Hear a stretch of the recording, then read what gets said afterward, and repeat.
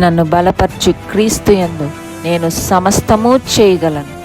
దేవుడు మన పక్షమునుండగా మనకి విరోధి ఎవడు? ఆమేన్, ఆమేన్. రాసిన పత్రిక 12వ అధ్యాయము 24వ వచనం నుంచి 26వ వచనం వరకు. సుందరములైన మన అవయవములకు ఎక్కువ సౌందర్యం అక్కరలేదు. అయితే శరీరంలో వివాదము లేక అవయవములు ఒకదానికొకటి ఏకముగా పరామర్శించలాగున దేవుడు తక్కువ దానికి ఎక్కువ ఘనత కలుగజేసి శరీరమును అమర్చి ఉన్నాడు. కాగా ఒక అవయవము శ్రమ పడినప్పుడు అవయవములన్నీ దానితో కూడా శ్రమ పడును. ఒక అవయవము ఘనత పొందినప్పుడు అవయవములన్నీ దానితో కూడా సంతోషించును.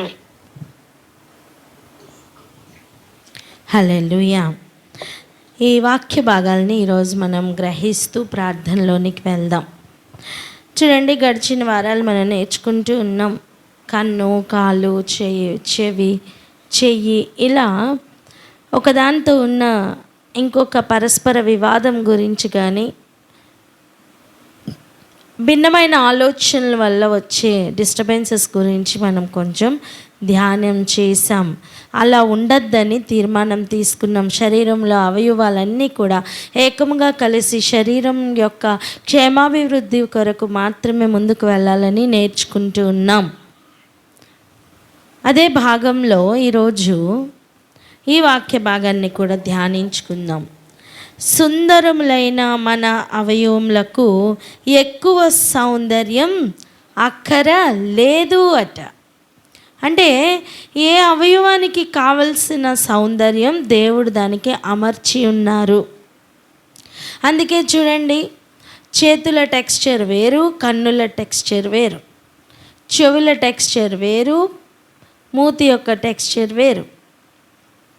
దేన్ని ఏ ఏ సెల్స్తో చేయాలో, ఏ ఆకారం ఇవ్వాలో, ఏ రంగు ఇవ్వాలో దానిని దేవుడు ఎంతో చక్కగా డిజైన్ చేసి ఇచ్చారు. కనిపించే అవయవాలు కొన్ని, కనపడని అవయవాలు కొన్ని. కనిపించే వాటికైనా అంత ప్రొటెక్షన్ ఫోర్స్ లేదు, కానీ కనిపించని ముఖ్యమైన అవయవాలకు ఎంతో ప్రొటెక్షన్ ఫోర్స్ ఉంది. అవును, మన దేశానికి ఎలాగైతే ఒక్కొక్క దేశానికి బార్డర్ సెక్యూరిటీ ఫోర్స్ ఉంటుందో, అంటే శత్రువు రాకుండా దేశంలో ఉన్న ప్రజలు ఎంతో సురక్షితంగా ఉండినట్లుగా ఎంతో శ్రేష్టమైన సెక్యూరిటీ ఫోర్స్ ఎలా అయితే ఉందో, అలా అంతకంటే ఎక్కువగా బోనీ కేజెస్లో దేవుడు వైటల్ ఆర్గన్స్ని పెట్టలేదా?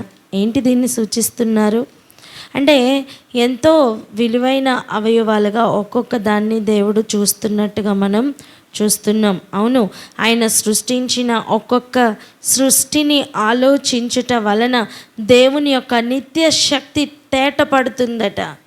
దేవత్వంను అర్థం చేసుకోవాలా, నువ్వు ఎక్కడికో వెళ్ళక్కర్లేదు. దేవుడు సృష్టించిన వాటిని గమనించు, అర్థం చేసుకో, దేవుడు ఎట్టివాడో నీకు అర్థమవుతుంది. మన లోకంలో ఒక మాట చెప్తారు, ఇంటిని చూసి ఇల్లాలని చూడమని. అర్థం, ఇల్లు ఎలా సర్దుకుంది, ఇంటి పరిస్థితి ఎలా ఉంది గమనిస్తే ఆ ఇంటి యొక్క ఇల్లాలు పరిస్థితి అర్థమవుతుంది అని మన పెద్దలు చెప్తూ ఉంటారు.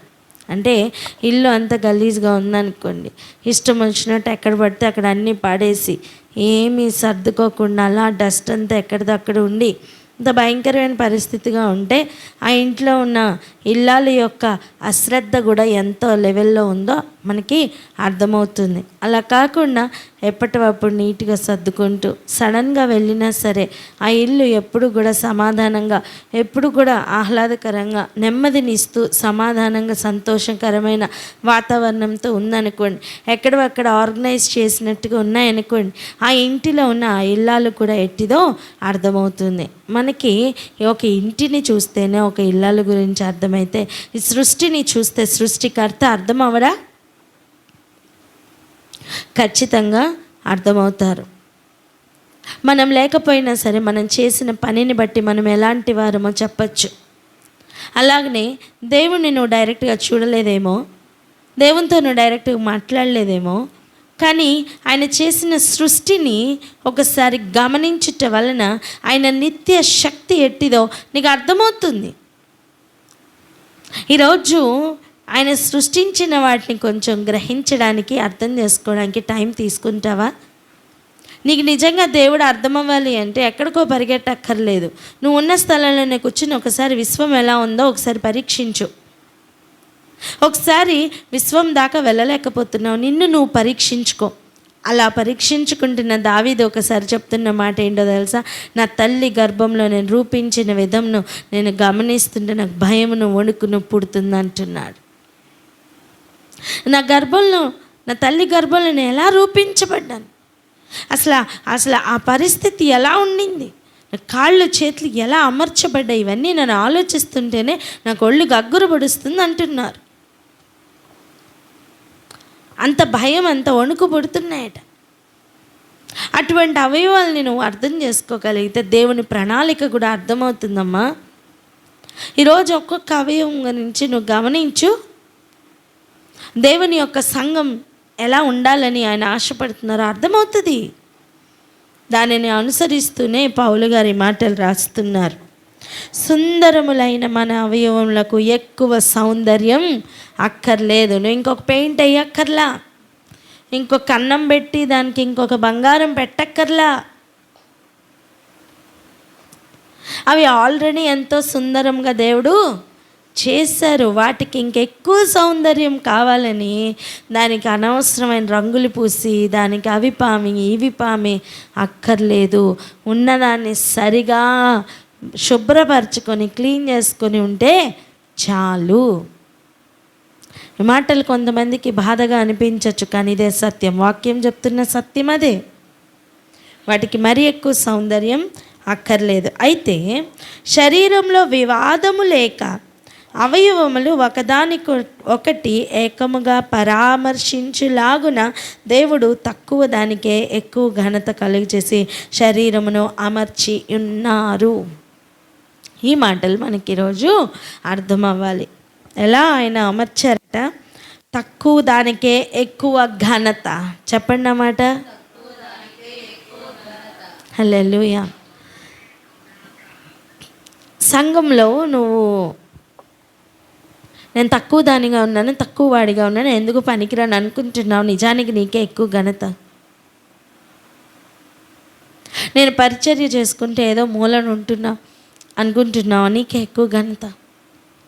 ఒకసారి ఆలోచించండి. అపోస్తలులు అందరూ కలిసి పని చేస్తున్నప్పుడు ప్రార్థనలోను వాక్యంలోను ఉండడం కోసం వంట పనిలో పెట్టడానికి విశ్వాసంతోనూ పరిశుద్ధతతోనూ కూడుకున్న వారిని 7 ఎన్నుకోమని చెప్పినప్పుడు స్టెఫన్ కూడా అందులో లేడా? ప్రోకోరు, నికానోరు, నికోలాస్ ఇట్లాంటి వాళ్ళని అందరినీ ఎన్నుకున్న సమయంలో స్టెఫన్ను కూడా ఎన్నుకున్నారు. స్టెఫన్ దేని కొరకు ఎన్నుకోబడ్డాడు? విశ్వాసం లేదా? పరిశుద్ధత లేదా? ఏమీ లేదండి, అన్నీ ఉన్నాయి. కానీ దేని కొరకు ఎన్నుకోబడ్డాడు? వంటశాలలో పని చేయడానికి, వంట చేసి అందరికీ వడ్డించడానికి, వస్తూ పోతున్న వారందరికీ కూడా కడుపుకు భోజనం పెట్టే పనిలో నియమింపబడ్డాడు. కానీ దేవుడు ఏమైనా తను తక్కువగా చూసారా? లేదు. తక్కువ వాడిగా కనిపించినా సరే ఎక్కువ ఘనత పొందిన వాడు ఎవరైనా ఉన్నారంటే మొట్టమొదటిగా స్టెఫనే. సమయం వచ్చినప్పుడు తనతో మాట్లాడడానికి అనేక మంది సమాజపు వారు గుంపు కూడి వచ్చినప్పుడు దేవుడు తనకిచ్చిన ఘనత ఎట్టిదో తెలుసా? ఎవరి ముఖము కూడా అంతగా మారలేదేమో, కానీ దేవదూతల ముఖం వల్లే తన ముఖం మారిపోయిందట. తన మాట అధికారంతో ఉందట. ఒక్కొక్క మాట వింటున్నప్పుడు ఏంటి యేసు ప్రభునైతే తొలగించగలిగాం, వీళ్ళంతా ఏంటి ఇలా తయారయ్యారని చెప్పి పిచ్చెక్కిపోయిందండి. ఒక్కొక్క ప్రధాన యాజకుడికి, సెన్హెడ్రిన్లో ఉన్న ఒక్కొక్క పరిసైడ్కి, ఆఖరికి వాళ్ళు చేయగలిగిన కార్యం ఒక్కటే ఏంటో తెలుసా? రాళ్లతో పెట్టి కొట్టి చంపుట. సత్యము కఠినంగానే అనిపించింది వారికి. ఏం చెప్పాడు ఆఖరిగా? మొత్తం ఆది నుంచి కూడా ఏమేం జరిగిందో అన్నీ చెప్పుకుంటూ వచ్చి ఆఖరిగా చెప్తున్న సత్యమైన వాక్కు, కఠినమైన వాక్కు ఏంటో తెలుసా?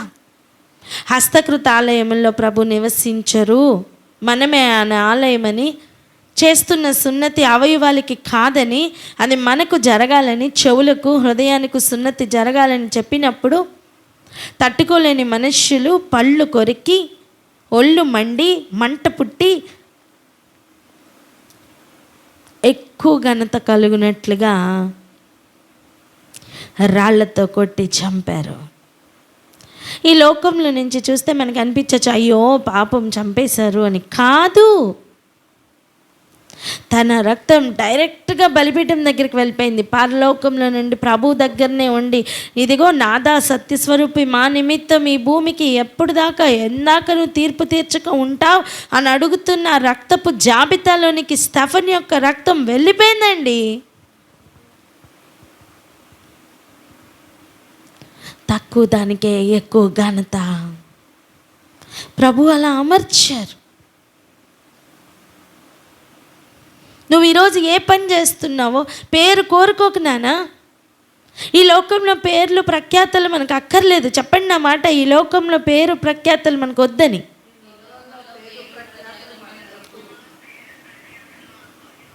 నువ్వు ఎక్కడున్నావో, ఎక్కడ నియమించబడ్డావో ఆ పనిలోనే ఉండు. నువ్వు ప్రార్థన చేయడానికి నియమింపబడ్డావా, నమ్మకంగా ప్రార్థన చేయి. ఇదిగో ప్రార్థన చేస్తున్నప్పుడు మనుషులు చూడాలని ఆశపడకు. నువ్వు మనుషులకు కాదు ప్రార్థన చేస్తున్నది, పరలోకమందున్న నీ తండ్రికి ప్రార్థన చేస్తున్నావు. మనుషులు కాదు నీకు ఆమోద ముద్ర వేసేది, పరలోకమందున్న మీ తండ్రి నీకు ఆమోద ముద్ర వేస్తారు. నువ్వు అనుకోవచ్చు, నా మూలుగు ఎవరికి వినపడట్లా, నా గోడ ఎవరికి వినపడట్లా, నా బాధ ఎవరికి అర్థం కావట్లా అనుకుంటున్నావా? నువ్వు నెమ్మదిగా మూలుగు పెట్టినా సరే పరలోకంలో లౌడ్ స్పీకర్తో, సౌండ్ స్పీకర్లతో ఆయనకి జ్ఞాపకకర్తల వలె ఆ ఒక్కొక్క మాట రింగ్ అయ్యి ఆయన దానికి సమాధానం ఇచ్చేంత వరకు కూడా ఆయన చుట్టూ నీ ప్రార్థన మొర వినపడుతూనే ఉంటుందమ్మా.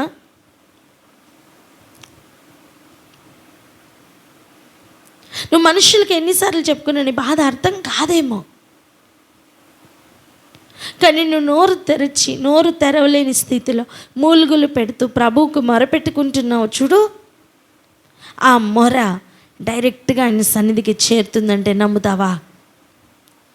ఆ మొరను బట్టి ఆయన సంతకం చేసి కావలసిన సమాధానం భూమి మీదకి పంపిస్తున్నారంటే నమ్ముతావా? ఆ సమాధానం భూమి మీదకి రావడానికి కూడా కొన్ని యుద్ధాలు జరుగుతాయంటే నమ్ముతావా? వాటన్నిటిని దాటియే యుద్ధం యెహోవాది అని చెప్పి ఘన విజయం నీకు నాకు ఇవ్వడానికి ప్రభు పూనుకున్నారంటే ఈరోజు నమ్ముతావా? అయితే ఆయన్ని స్తుతించు. అందుకే తెలుసుకోవాల్సిన ముఖ్యమైన విషయం ఏంటి తెలుసా? తక్కువ దానికే ఎక్కువ ఘనత ఆయన ఇచ్చి ఉన్నారు. మనుషులు ఎదురుగుండా కనబడాలని అనవసరంగా కష్టపడి ఓడిపోయి నువ్వు రాంగ్గా చిత్రీకరించబడుతున్నావు. వద్దు. నీ స్వచ్ఛమైన మనస్సు అలా ఉండని, నీ నిజమైన యథార్థమైన ప్రవర్తన ప్రభు సన్నిధిలో యథార్థంగా కనబడని. ఈ లోకంలో కావలసిన రంగులు ఆ పులుముకుంటూ వాళ్ళు ఉంటారు. నీకెందుకు? నువ్వు నియమించిన స్థితిలో నమ్మకంగా ఉండు. నీకే పని అప్పచెప్తే ఆ పనిలో నమ్మకంగా ఉండు. ప్రభువుని వేడుకో, ప్రభు నిమిత్తమే పని చేయి. నీ మొత్తం ఆలోచన, ఆశ సమస్తం ప్రభువై మార్చుకో. ఏది చేసినా ప్రభు కొరకే చెయ్యి. ఆయన నామ మహిమార్థమై మాత్రమే కదులు. ఆయన నామ మహిమార్థమై మాత్రమే మాట్లాడు. ఒంటరిగా ఉన్నావు కదా, సొనగకు, గొణగకు. ఇశ్రాయేలీయులు చేసిన ఏ తప్పు కూడా చెయ్యకు. ఆయనకు యోగ్యంగా, ఆయనకు ఇష్టంగా బ్రతకడానికి పని చేయి. నీకే టెక్స్చర్ కావాలో, నిన్ను ఎలా పెట్టాలో, నీకు ఏది అవసరమో దేవునికి తెలుసు. ఎలాగైతే ఒక అవయవంలో శరీరంలో ఉన్న అవయవం దేవుడు ఎంతో శ్రద్ధ తీసుకొని ఒక్కొక్క దాన్ని తయారు చేసి ఒక్కొక్క దానికి ఒక్కొక్క పని ఇచ్చారో, అలాగనే నిన్ను నన్ను కూడా ఈ కాలంలో పుట్టాలని ఆయన నిర్ణయించి ఇంటిని సమకూర్చి, తల్లిదండ్రులను సమకూర్చి, అవసరతను కల్పించి నిన్ను నన్ను కూడా ఆయన ప్లాంట్ చేశారు. నమ్ముతావా? మనం ఎక్కడ ఉండాలో ఆయన డిజైన్ చేశారు. మనం ఏ ఊర్లో ఉండాలో అక్కడ ఆయన డిజైన్ చేశారు. మనం ఎప్పుడు దేవుణ్ణి నమ్ముకోవాలో ఆయన డిజైన్ చేశారు. ఒక్కొక్కరు ఒక్కొక్క అనుభవాల్లో ఎదుగుతున్నారు. ఒక్కొక్కరి గురించి ఆయనకి తెలుసు. నీ నడక తెలుసు, నీ పడక తెలుసు, నీ మాట తెలుసు, నీ ఆలోచన తెలుసు, నీ సమస్తం ఆయనకి తెలుసు. ఆయనకు మరుగైనది ఏది లేదు. ఇక్కడనే ఆగి ప్రార్థన చేద్దాం. ఏమని తెలుసా? ఒక్కొక్క అవయవంని ఎంత శ్రద్ధగా చేశారో ప్రభా, మమ్మల్ని కూడా మీరు అంత శ్రద్ధగా భూమి మీద ప్లాంట్ చేసినందుకే మీకు వందనాలు అని చెప్పుదాం అని కృతజ్ఞత పూర్వకంగా ఆయన సన్నిధిలోకి చేరిపోదాం. ఇంతవరకు ఉన్న ఆలోచనలు, డౌట్స్ అన్నిటినీ కూడా నిర్మూలన చేసుకుందాం. ప్రార్థన చేస్తావా? యథార్థమైన ప్రార్థన ఆయన సన్నిధికి చేరుతుంది. నమ్ముతున్నావా? అయితే ప్రార్థన అందుకో. రాజా, స్తోత్రములు తండ్రి. మహోన్నత మీకు వేలాది కోట్లాది కృతజ్ఞతాస్తులు చెల్లించుకుంటున్నాము తండ్రి. అవునయ్యా ప్రభు, యేసయ్య తండ్రి నాయన, మీరు సృష్టి ఆరంభ మార్పుడు తండ్రి నాయన, మట్టి నుంచి మానవుడి ప్రభు యేసయ్య తీసి తండ్రి ప్రతి ఒక్క అవయవం ఎంతో శ్రద్ధగాను ఎంతో జాగ్రత్తగాను చేసి ఉన్నవాడు తండ్రి. దావీదు పలికినట్టు తండ్రి, మీరు మానవుడిని చేసే రీతిని చూడగా భయమును వణుకును పుట్టుచున్నదేని పలుకుతున్నగా తండ్రి. అవును ప్రభు యేసయ్య, మీరు మానవుని చేసే రీతి తండ్రి ఎంతో భయమును వణుకును పుట్టుచున్న తండ్రి. ప్రతి అవయవమును ఎంతో జాగ్రత్తగా మీరు ప్రభు శ్రద్ధగా తండ్రి నాయన, మనిషి ఈనాడు చేస్తున్న రీసెర్చ్ కూడా అందని ఎన్నో గొప్ప జ్ఞానమైన విషయములు తండ్రి నాయన మీరు ఆ దినమునే మీరు చేసి ఉన్నారు ప్రభా. నీకు స్తోత్రములు చెల్లించుకుంటున్నాము ప్రభా. అలాగుననే తండ్రి నాయన యేసయ్య, మా యొక్క తండ్రి నాయన ఆత్మను నీ సన్నిధి నుండి ప్రభు యేసయ్య తండ్రి నాయన ప్రణాళికలు ఏర్పరచి సిద్ధపరచి నాయన ప్రభు యేసయ్య, అయ్యా ఈ పని కొరకు అని ప్రభా నీ సన్నిధి నుంచి తండ్రి నాయన మా ఆత్మను ప్రభు నాయన తండ్రి మీరు మమ్మను ఈ భూమి మీద పంపి ఉన్నారు తండ్రి, చేర్చి ఉన్నారు తండ్రి, పుట్టించి ఉన్నారు ప్రభా. మా తల్లి గర్భంలో మీరు పెట్టి ఉన్నారు తండ్రి. మీకు స్తోత్రములు తండ్రి. మీరు ఊదిన ఆ ఊపిరితోనే ప్రభువా యేసయ్య మేమందరం మనగలుగుచున్నాము. మీకు స్తోత్రములు తండ్రి. అవునయ్యా, నీ ప్రణాళిక చొప్పున, నీ చిత్తము చొప్పున, నీ ఆజ్ఞ చొప్పున మేము వచ్చి ఉన్నాము తండ్రి నాయన. అందుని బట్టి నీకు వేలాది కోట్లాది కృతజ్ఞతాస్తులు చెల్లించుకుంటున్నామయ్యా. నా జీవితం ఎందుకు, ఇక ఈ బ్రతుకు ఎందుకు, నేను దేవుని చిత్తంలో లేను అని ప్రభు పలుకుతున్న ప్రతి ఒక్కరికి నాయన అయ్యా నీ సన్నిధి నుంచి వచ్చిన వారాన్ని ప్రభు యేసయ్య మీరు రూఢిపరుస్తుండగా, మీ వాక్యము చెప్పుచుండగా మీకు స్తోత్రములు చెల్లించుకుంటున్నామయ్యా. ఏ ఒక్క మనిషి అయ్యా ప్రభు నీ చిత్తము లేకుండా రాలేదు నా తండ్రి. మీ యొక్క తండ్రి నాయన ప్రభు యేసయ్య తండ్రి ప్రణాళిక లేకుండా ఎవరు రాలేదు నా తండ్రి. ఏ తల్లి గర్భంలో కూడా తండ్రి నాయన యేసయ్య ఒక పిండము తండ్రి నాయన జయించాలంటే యేసయ్య తండ్రి నాయన కణములను జయించాలి. అక్కడే మమ్మల్ని జయించిన వారుగా తండ్రి మా తల్లి గర్భంలో పెట్టి ఉన్నారు తండ్రి నాయన. నీ చిత్తమును నెరవేర్చుటకు, నీ చిత్తము నీ ప్రణాళికలు యావత్తును తండ్రి నెరవేర్చుటకు మీరు పెట్టి ఉన్నారు ప్రభా. అందు నిమిత్తమే మీకు కృతజ్ఞతాస్తులు చెల్లించుకుంటున్నామయ్యా. అవును ప్రభా, ఘనహీనులము మేము ఎందుకు పనికి రాని వారము అని ప్రభా అనుకుంటూ తండ్రి అనేకులు తనువులు చాలిస్తుండగా లేదు తండ్రి నాయన యేసయ్య ప్రతి ఒక్కరిని పేరు పెట్టి పిలుచుకున్నావు, ఏర్పాట్లు ఏర్పరచుకున్నావు ప్రభు. నీవు సిద్ధపరుస్తున్నావు తండ్రి. నీ చిత్తము నీ ప్రణాళిక నెరవేర్చుటకు తండ్రి ప్రతి ఒక్కరిని ఆ ప్రాసెస్ లో మీరు పెట్టి నడిపిస్తున్నారు తండ్రి. మీకు స్తోత్రం అయ్యా. అయ్యా తండ్రి, మీరు కలిగిన ప్రణాళిక బట్టి వందనాలు. మీరు తండ్రి నాయన ప్రభా ఆలోచిస్తున్న ప్రతి ఆలోచన బట్టి వందనాలు. మా యొక్క తండ్రి నాయన ప్రభా అయ్యా ప్రభా మా ప్రణాళికలను సఫలీకృతము చేయుటకు తండ్రి నాయన మీరు ప్రతి దినము మీరు పూనుకుంటారు తండ్రి నాయన. మమ్మల్ని ఆ యొక్క తండ్రి నాయన టార్గెట్ రీచ్ అగుటకు మాకు సహాయం చేయొచ్చు. మమ్మల్ని నిరంతరం నడిపిస్తున్న దేవా మీకు వేలాది కోట్లాది కృతజ్ఞతాస్తులు చెల్లించుకుంటున్నామయ్యా. నీ ప్రణాళిక నీ చిత్తము అయ్యా ప్రభా నీ ఆలోచన ఆయన జరిగించమని ప్రభా అయ్యా తండ్రి గొప్ప సృష్టికర్తవు తండ్రి నాయన యేసే సమస్తమును సృష్టించిన వాడవు తండ్రి, మమ్మల్ని సృజించిన వాడవు తండ్రి నాయన. నీ ప్రణాళిక ప్రకారం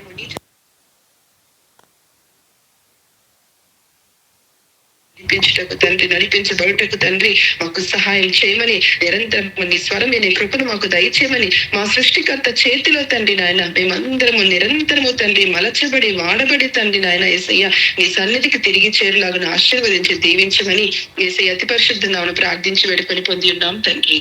ఆమేన్. ఆమేన్. హల్లెలూయా, హల్లెలూయా. అందుకే ఈరోజు మనం ఈ విషయాల్ని గ్రహించడానికి ప్రయత్నం చేద్దాం. మనస్సులో మార్పును తెచ్చుకుందాం, హృదయంలో ప్రవర్తనలో మార్పును కలిగి ఉందాం. ఇంతవరకు మన హృదయ ఆలోచనలు ఎలా ఉన్నాయో కానీ ఇక మీదట ఈ ఆలోచనతో మన ప్రవర్తన విధానం అన్నిట్లోని మార్పులు కలగాలి అనే ఆశతోనే ఈ వాక్యముని ఈరోజు మనం స్వీకరిద్దాం. సుందరములైన మన అవయవములకు ఎక్కువ సౌందర్యం అక్కరలేదు. నువ్వు క్రీస్తులో ఏ అవయవమై ఉన్నావో దానికి ఇంకా ఎక్కువ హంగులు అక్కర్లేదు. ఎక్కువ సౌందర్యం కోసం ఎక్కువ ఏదో ఇంకేదో అంటించుకోవాలని పక్కన అవయవాలని చూసి నేను కూడా అలా ఉండాలి ఇలా ఉండాలి, లేదా నాకంటే అది తక్కువ నాకంటే ఎక్కువ అనే ఆలోచనలు ఏవి లేకుండా జాగ్రత్త కలిగి ఉందాం. దేవుడు ఎంతవరకు మనల్ని తయారు చేశారో ఎంతవరకు నియమించారో ఆ పనిలోనే మనం అప్ టు ద మార్క్ ఉండడానికి ప్రయత్నం చేద్దాం. వేరే దేంతో కూడా మనం కంపారిజన్ చేసుకోవద్దు. మనం ఆలోచన చేసాం, గుర్తుంది కదా, కన్ను కన్నుగానే ఉండాలి. నేను కాలుని కాదు కదా, నేను చెయ్యిని కాదు కదా అని తక్కువ చేసుకోవాల్సిన పని లేదు. లేదా ఇంకొక చేతిని చూసి నీకు పని లేదు, నీతో నాకు అక్కర్లేదు అని గర్వపు మాటలు కూడా మాట్లాడాల్సిన అవసరం లేదు. To what ever the extent, మనం ఎటు అయినా సరే అటు కానీ ఇటు కానీ వెళ్ళామా తప్పిపోతాం. కుడి ఎడమ చూడకుండా జాగ్రత్తగా ఇచ్చిన పనిలో ముందుకు వెళ్ళడానికి ప్రయత్నం చేద్దాం.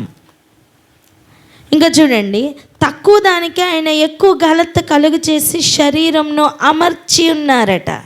ముఖ్యంగా ఆ మాటను కూడా మనం స్వీకరించాలి. నాకు ఘనత ఎక్కువ రావాలి అనే ఆలోచన మనకి అక్కర్లేదు. ఎవరు నియమింపబడినా శరీరం కొరకే, ఎవరు నియమింపబడినా శిరస్సుకి ఘనత తీసుకొని రావడానికే. శరీరం అంతా కలిసి ఉంటేనే ఆ శరీరం లోపము లేనిదై ఉంటుంది. ఒక్కటి బాగలేకపోయినా, ఒక్కటి సరిగా లేకపోయినా అది లోపం కలిగినదే అవుతుంది, లెక్కకి రాకుండా అయిపోతుంది.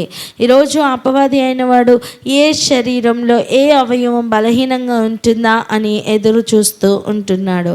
ప్రతి అవయవాన్ని కూడా దర్శిస్తూ నిన్ను తక్కువగా చూపిస్తూ, లేకపోతే నిన్ను ఎక్కువగా చూపిస్తూ, సంహవ్ నువ్వు శరీరంలో ఒకదానివి కాదన్నట్టుగా నేను వేరుపరచడానికి ప్రయత్నం చేస్తున్నాడు. నువ్వు ఎక్కడ కూడా అవకాశం ఇయ్యకు.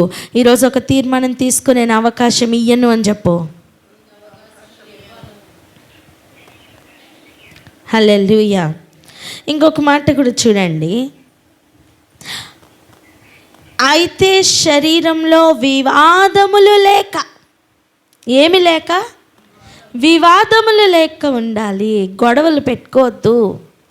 ఒకరు ఎక్కువ ఒకరు తక్కువ అని చూస్తేనే కదా గొడవలు. Accept how they are. వాళ్ళు ఎలా ఉన్నారో వాళ్ళని అలా యాక్సెప్ట్ చేయడానికి ప్రయత్నం చేయండమ్మా. అలా చేద్దాం. మన సహవాసంలో మనం అలాగనే యాక్సెప్ట్ చేద్దాం. ఒకరిని ఎక్కువగా చూసి ఒకరిని తక్కువగా చేసి ఎందుకు అనవసరమైన గొడవలు?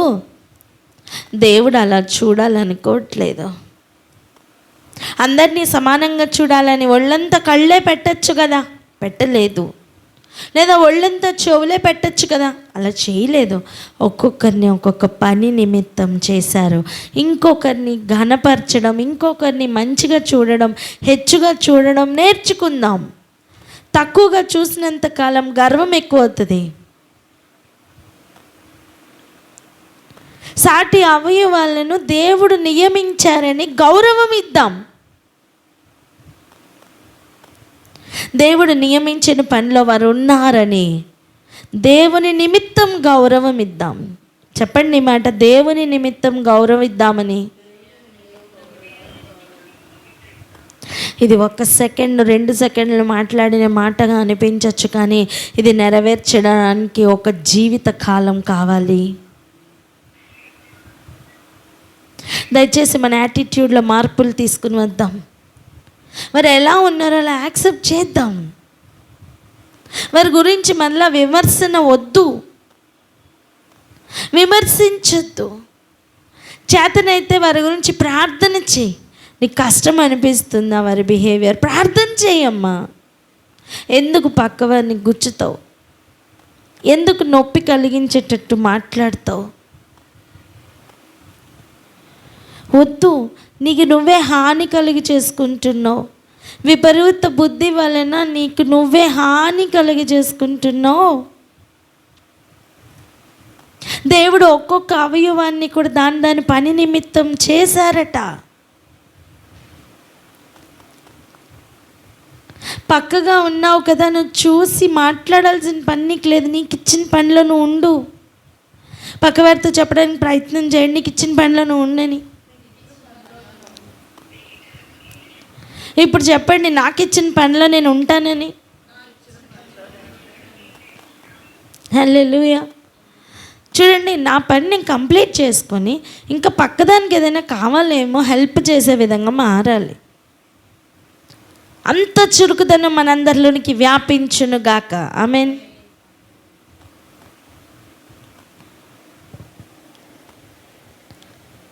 వివాదములు లేక అవయవములు ఒకదానికొకటి ఏకముగా పరామర్శించులాగున. ఎలాగంట? ఒకదానికొకటి పరామర్శించుకునేలాగున. హల్లెలూయా. ఇగో అవయవాల్ని దేవుడు ఎలా చేశారో అలాంటి ఒక ఏకత్వం మన సంఘాల్లో గనక వస్తే, మనలో గనక వస్తే అపవాది ఇంకా పని చెయ్యలేడు. చెప్పండి అన్నమాట, గట్టిగా చెప్దాం. అపవాది ఇంకా పని చేయలేడని చెప్దాం.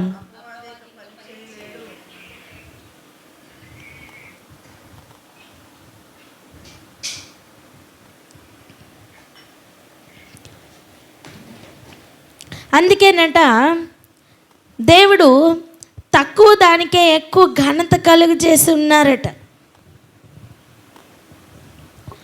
తక్కువ దానికే ఎక్కువ ఘనత వచ్చేలాగా దేవుడు అమర్చి ఉన్నారట.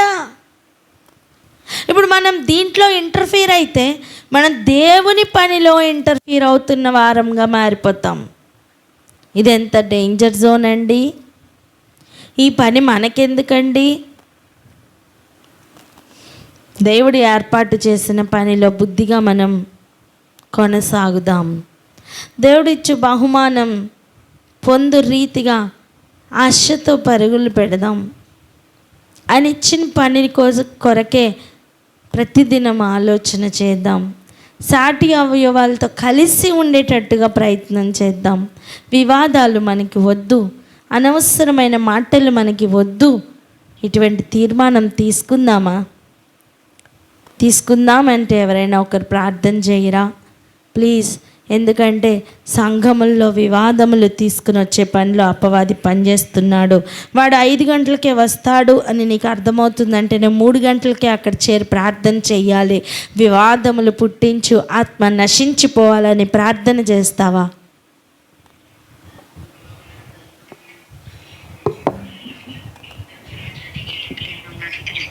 ప్రభా నాయన నా తండ్రి అన్ని అవయములను నువ్వే సుందరంగా అలంకరించి ఉన్నప్పుడు ప్రభా మేము నాయన ఒకదాన్ని హెచ్చుగా ఒకదాన్ని తక్కువగా చూడజాలం. ప్రభా నాయన మీరు ఇస్తున్న ఆలోచన మా హృదయంలో నాయన యేసయ్య చెక్కుతూ ఉన్నది. మమ్మల్ని నాయన యేసయ్య మరి జాగరూకులు చేస్తుందయ్యా.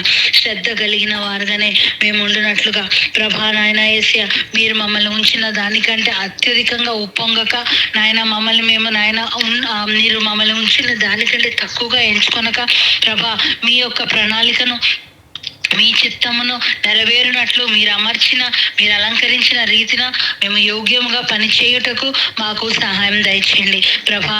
నాయన శరీరంలో అవయవంలో ఒకదానితో ఒకటి సమాధానం కలిగి ఆయన ఒక హార్మోనియస్గా అన్ఇంటరప్టెడ్గా దేని పని అది నెరవేర్చుకుంటూ వెళ్ళిపోతున్నాయ్యా.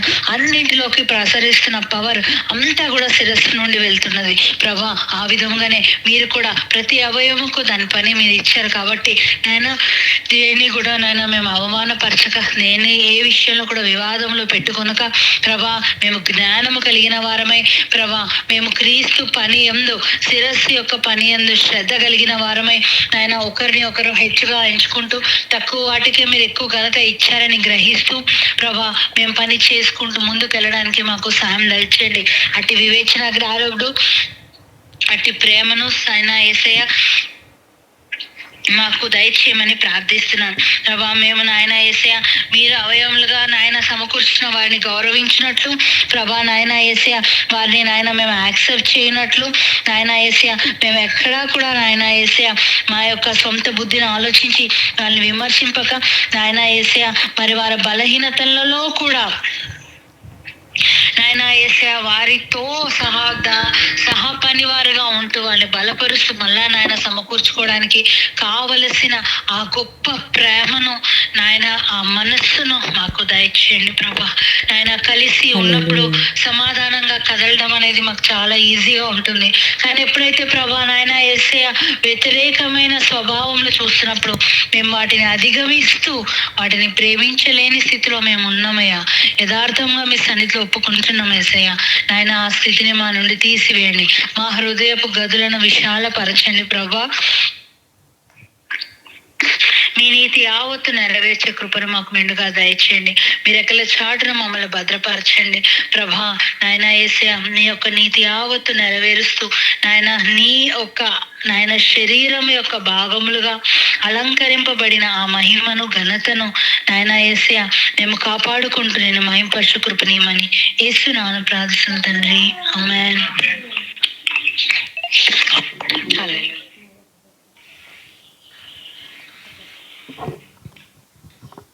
హల్లెలూయా.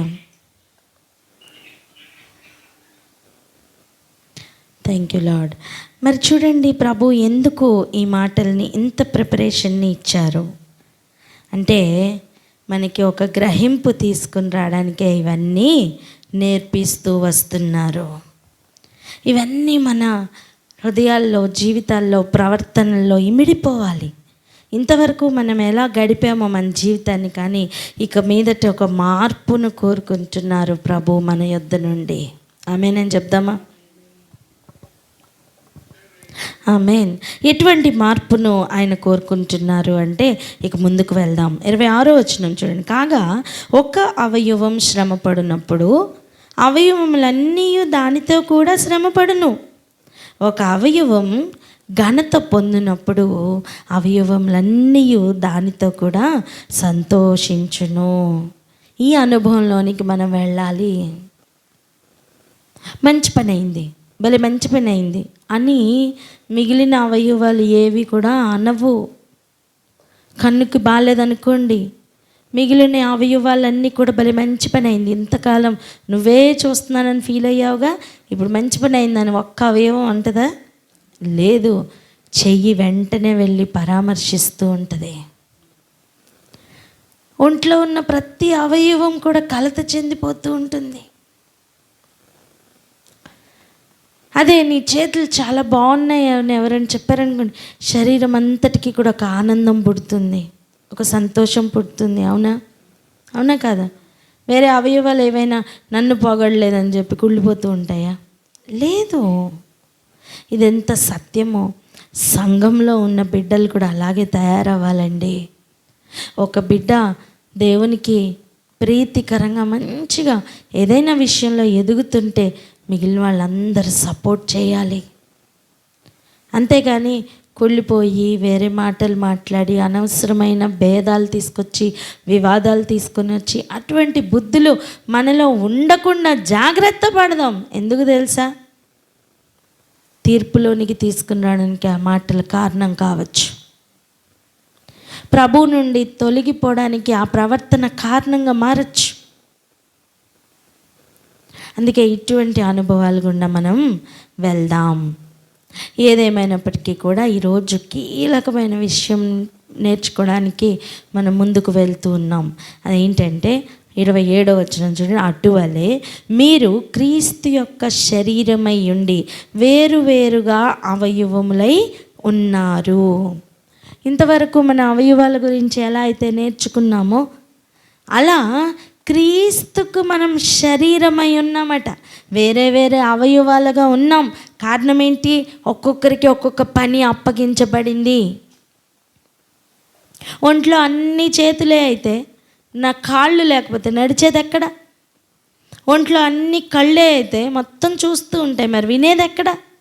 అలా కాకుండా దేవుడు ప్రతి ఒక్కరికి కూడా ఒక్కొక్క అవయవం వల్లే ఒక్కొక్క పని ఇచ్చారు. అందుకనే అందరూ సేమ్గా లేరు. ఎందుకండి మాలాగా వారు లేరు అని ఆలోచిస్తున్నావు కదా? ఇదిగో అందరూ ఒకే పని కొరకు నియమింపబడలేదు. అందుకే అందరూ ఒకేలాగా అమర్చబడలేదు. కానీ ఎవరెవరికి ఇచ్చిన పని వారు చేస్తూ ఉంటే సంఘం వివాదములు లేక ముందుకు వెళ్ళడం సాధ్యం. ఒకరి పనిని ఇంకొకరు రెస్పెక్ట్ ఇద్దాం. నీచంగా ఎవరిని చూడొద్దు. చెప్పండి అన్నమాట. ప్రతి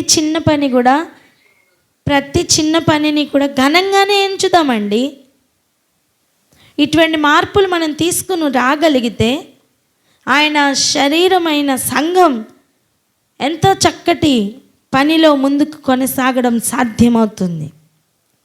చూడండి ఇప్పుడు ఆయన ఎలా చెప్తున్నారంటే, మరియు దేవుడు 28వ వచనం, సంఘంలో మొదట కొందరిని అపోస్తులుగాను, పిమ్మట కొందరిని ప్రవక్తలుగాను, పిమ్మట కొందరిని బోధకులుగాను, అటు పిమ్మట కొందరిని అద్భుతములు చేయువారిగాను, తర్వాత కొందరిని స్వస్థపరచు కృపావరములు గలవారిగాను, కొందరిని ఉపకారములు చేయువారిగాను, కొందరిని ప్రభుత్వములు చేయువారిని గాను, కొందరిని నానా భాషలు మాట్లాడువారిగాను నియమించెను. అందరూ అపోస్తుల్లా, అందరూ ప్రవక్తలా, అందరూ బోధకులా, అందరూ అద్భుతములు చేయవారా, అందరూ స్వస్థపరచు వరములు గలవారా, అందరూ భాషలతో మాట్లాడుచున్నారా, అందరూ ఆ భాషల అర్థం చెప్పుచున్నారా? కృపావరముల్లో శ్రేష్టమైన వాటిని ఆసక్తితో అపేక్షించుడి, ఇదియుగాక సర్వోత్తమమైన మార్గమును మీకు చూపుచున్నాను. ఈ క్లారిటీ సంఘముల్లో కావాలి. నేను అపోస్తులను, నేనే గ్రేట్, లేకపోతే నేను ప్రవక్తను, నేనే గ్రేట్ అనే ఫీలింగ్ అక్కర్లేదు. అయ్యో నాకు భాషలు రావట్లేదు, దేవుడు ఇచ్చినప్పుడు వస్తాయి. అదే కదా చెప్తున్నారు. అందరూ భాషలతో మాట్లాడుతున్నారా? చెప్పండి, అందరూ భాషలతో మాట్లాడుతున్నారా? లేదు. చాలామంది చాలా బోధల్లో ఇలా చెప్తూ ఉంటారు, పరిశుద్ధాత్ముడు వచ్చారా, ఆయన శక్తిని అనుగ్రహించారా అయితే ఖచ్చితంగా భాషలు ఉంటాయని. మరి ఈ మాటకి అర్థం ఏంటండి? ఈ వచనానికి అర్థం ఏంటండి? అంటే వాక్యం అబద్ధమా? అందరికీ అన్నీ ఉండాలని ఏం లేదు. ప్రభు ఏ పని కొరకు నియమిస్తే ఆ పనిలో వారు ఉంటారు. ఎవరికి కూడా తీర్పు తీర్చడానికి ఇక్కడ నియమించలేదు దేవుడు. ప్రతి ఒక్కరిని ఒక పనిలో పెట్టారు. కొందరిని ప్రవక్తలుగా చేశారండి, కొందరిని బోధకులుగా పెట్టారు, కొందరిని అద్భుతములు చేయవారిగా పెట్టారు. నువ్వు ఇప్పుడు ప్రవక్త దగ్గరికి వెళ్ళి నువ్వు ఎందుకు అద్భుతాలు చేయట్లేదంటే విమర్శించడం నువ్వెవరు అసలు? కన్ను ఎక్కడైనా వింటదా? కన్ను తింటదా? నోరు చూస్తుందా? నోరు వింటదా? ఏ పని కొరకు నియమించారో ఆ పనిలో వారు ఉన్నారు. బయట నుంచి వచ్చిన విమర్శలు వినకు. దేవుడు నిన్ను ఎలాగ నియమించారో ఆ పనిలో నువ్వు అభివృద్ధి పొందు. భాషలు మాట్లాడుతున్నావా? మంచిది, అభివృద్ధి పరచుకో. భాషలకు అర్థం కూడా అడుగు, ఇస్తారు దేవుడు. స్వస్థపరుస్తున్నావా? మంచిది. అపోస్తులుగా ఉన్నావా? మంచిది. మిగిలిన వారికి అభ్యంతర కారణంగా ఉండకు. ప్రవక్తగా ఉన్నావా? చాలా మంచిది. అబద్ధ ప్రవక్తల వల్ల బిహేవ్ చేయకు. ప్రతి ఒక్కరికి కూడా డేంజర్ జోన్ ఉంది. అబద్ధ బోధకులు ఉన్నారు, అబద్ధ ప్రవక్తలు ఉన్నారు, అబద్ధ అపోస్తలు ఉన్నారు, ప్రతి దాంట్లో నెగిటివ్ వాళ్ళు ఉన్నారు. అలా నెగిటివ్గా అయిపోకుండా కాపాడుకోవడమే, సొంత రక్షణ కాపాడుకోవడమే కష్టమైపోయింది. దయ్యాలు పట్టిన వాళ్ళు భాషలు మాట్లాడట్లేదా? ప్రతి భాష మాట్లాడే వాళ్ళందరూ దేవుని యొద్ద నుంచే మాట్లాడుతున్నారు అనుకుంటున్నారా? దేవదూతల భాషలు మాత్రమే మాట్లాడుకుంటున్నారు అనుకుంటున్నారా? కాదు, మోసపోవద్దు. స్వస్థపరుస్తూ అద్భుతాలు చేస్తున్న వారందరూ ఒకటిగానే ఉన్నారు అనుకుంటున్నారా? లేదమ్మా. మోసము చేయు శక్తిని కనపరుస్తున్నప్పుడు కూడా అద్భుతములు, సూచక్రియలు ఉన్నాయి. సంఘముగా నువ్వు గుర్తుపట్టు. శ్రేష్టమైన వాటిని, శ్రేష్టమైన కృపావరములను ఆసక్తితో అపేక్షించు. అంతేగాని నేనే గొప్ప, నేనే తక్కువ ఈ మాటలు మనకు వద్దు. నిన్ను నువ్వు నియమించుకోలే. నిన్ను నియమించిన వాని కొరకు పని చేయి చాలు. మాట్లాడండి ఆ మాట. నిన్ను నువ్వు నియమించుకోలేదు, నియమించిన వాని కొరకు పని చేయి చాలు.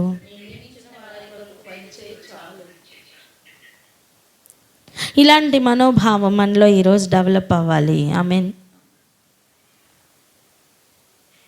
విన్న వాక్యం కేవలం నిష్ప్రయోజనంగా మారడానికి వీల్లేదు. ఈ వాక్యం ఒక్కొక్కరి హృదయాల్లో నాటుకొనివ్వు. ఒక్కొక్కరిని ఒక్కొక్క పని కొరకు దేవుడే నియమించారు. నమ్మండి. చిన్న పనే కదా అనుకోకు, ప్రతి దానికి కూడా దాని ఘనత ఉన్నాయి. ఎప్పుడు అవసరమో అప్పుడు వారిని దేవుడు వాడుకుంటారు. స్వస్థత అవసరమైన ఏరియాకి తీసుకుని వచ్చి కొత్త భాషలు మాట్లాడు వారిని దేవుడు పెడతారా? దానివల్ల ఏమైనా ప్రయోజనం ఉంటుందా? లేదు. నీకు లూజ్ మోషన్స్ అవుతున్నాయి అనుకో, పారాసిటమాల్ ట్యాబ్లెట్ వేస్తే ఎలా తగ్గుతుందా? చెప్పండి, తగ్గుతుందా? పారాసిటమాల్ దేనికి వేయాలి? ఏ నొప్పికో జ్వరానికో వేయాలి. మనకు వచ్చిన ప్రాబ్లం ఏంటి? మోషన్స్ అవుతున్నాయి, దానికి తగిన ట్యాబ్లెట్ వేయాలి కదా. అలాగనే అవసరతకు తగినట్టుగా దేవుడు వాళ్ళని వాడుకుంటారు. నువ్వు అర్హమైన పాత్రగా సిద్ధపడి ఉంటే చాలు. నిన్ను దేవుడు ఎలా నియమించారో అలా అందులో ఎదుగమ్మా. పక్కవారితో నీకేం పని? నేనే శ్రేష్టమైన పని చేస్తున్నా, మిగిలిన వాళ్ళందరూ వేస్ట్, మిగిలిన వాళ్ళందరూ పనిలో లేరు, లేదా మిగిలిన వాళ్ళందరూ నాలాగా లేరు. ఇవన్నీ నీకెందుకు నానా? నీలాగే ఉండాలంటే నీతో పాటు పుట్టించేవాళ్ళు కదా దేవుడు. నువ్వు ఇలాంటి మాటలు మాట్లాడడం వల్ల దేవుని అవమానిస్తున్నావు తెలుసా? నువ్వు ఉన్నతమైన స్థితిలో ఉన్నావని, ఉన్నతమైన పనిలో ఉన్నావని మిగిలిన వాళ్ళందరినీ చులకనగా చూస్తున్నావా? అపోస్తలులు ఎవరు కూడా సమరయ స్త్రీకి గౌరవం ఇవ్వలేకపోయారండి.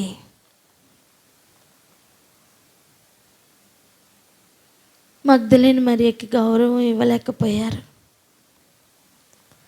వారు చూసి వచ్చి పునరుద్ధానం గురించి చెప్తుంటే కూడా నమ్మలేకపోయారు. ఒక్కసారి ఆలోచించండి.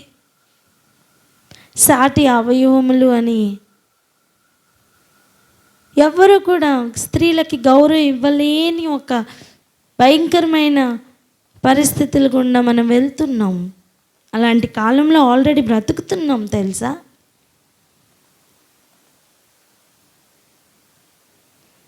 ఎవరు హెచ్చిపోక్కర్లేదు, ఎవరు తగ్గించుకోనక్కర్లేదు. దేవుడు ఎవరిని తక్కువగా చేశారో, దేవుడు ఎవరిని ఎక్కువగా చేశారో దేవుడు పని చేయించుకుంటారు. మనకెందుకు? నీ పని నువ్వు చేసుకోవచ్చు కదా, నీకు ఇచ్చారు కదా దేవుడు ఒక పని. ఈరోజు సంఘంలన్నిటి గురించి ప్రార్థన చేద్దాం. మొదటిగా మన గురించి ప్రార్థన చేద్దాం, మన కుటుంబాల గురించి ప్రార్థన చేద్దాం. ఈ యాటిట్యూడ్ మనందరిలోని మార్పు రావాలి. ఇంకొక అవయవాన్ని నువ్వు గౌరవించలేకపోతున్నావు అంటే నువ్వు అవయవం కాదని అర్థం. ఫస్ట్ నిన్ను నువ్వు టేమ్ చేసుకో. ప్రతి ఒక్కరిలోని కూడా ఈరోజు నుంచి ఒక మార్పు రావాల్సిందే. నమ్మండి. ఆయనకు మనం ఎలాగైతే మాట వినని లేదా కలవని ఒక ఒడ్డును బియ్యంలో నుంచి తీసివేస్తామో, అంతా బియ్యమే కానీ ఒడ్లు అలా ఉన్నాయి, అవి బియ్యపు గింజగా మారలేదు. వాటిని పొట్టు తీసి వాడతామా, తీసి పక్కకు పెడతామా?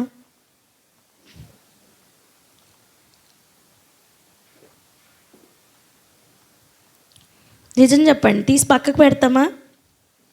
ఒక్కొక్క దాన్ని పొట్టు తీసి తీసి తీసి అప్పుడు మళ్ళీ బియ్యంలో కలుపుతామా? తీసి పక్కకు పెడతాం కదా. అంటే దాని అర్థం ఏంటి? అది జస్ట్ పొట్టు తీస్తే కలిసిపోతుంది మిగిలిన వాటితో. కానీ మనుషులైన మనమే తీసి పక్కకు పెడితే దేవుడు పెట్టరా? ఆ ఒక్క చిన్న పొర వలన మనం విడిచిపెట్టబడతామేమో, జాగ్రత్త. అపోస్తలుగా ప్రవక్తలుగా నియమింపబడ్డామేమో, మంచిదే. కానీ ఆ శరీరాశ లేకపోతే ఆ జీవపు డంబం ఏదో ఒక పొర మిగిలి ఉందా? నిన్ను సాటి అవయవాలతో కలవకుండా చేస్తుందా? ఆ ఒక్క కారణం చేత. ఎలాగైతే నువ్వు బియ్యం మొత్తంలో ఒక ఒడ్డు గింజను తీసి పక్కకు పెట్టేస్తావో, దేవుడు కూడా అలా పక్కకు పెట్టేసే సమయం ఆసన్నమైంది తెలుసా. ఫిల్టరేషన్ ఆ లెవెల్లో ఉంటుంది. అందుకే ఆ ఒక్క చిన్న కారణం మన దేవునికి దూరం అవడానికి కారణంగా మారకూడదు. సాటి అవయవాలతో కలవలేని ఏ స్థితి ఉందో ఈరోజు చెక్ చేసుకో. చేతనైతే హెచ్చరించు, బాగు చేయి, పరామర్శించు, వివాదములు పెట్టుకోకు. గొడవలు పెట్టుకోవడానికి దేవుడు మనల్ని ప్రేరేపించట్లేదు, ఏర్పాటు చేసుకోలేదు. ఒకరికొకరు తోడుగా ఉండాలని నియమించారు. ఒకరినొకరు గనపరుచుకోవాలని, ఒకరికొకరు సాయం చేసుకోవాలని దేవుడు ఆశపడుతున్నారు. అలా లేని వారిని దేవుడు పక్కకు తీసి పెట్టబోతున్నారు. మంచిగా ఆయన నియమించిన పనిలో మర్యాదగా కొనసాగుదామా? అందరు చెప్దాం కలిసి, కొనసాగుదామని.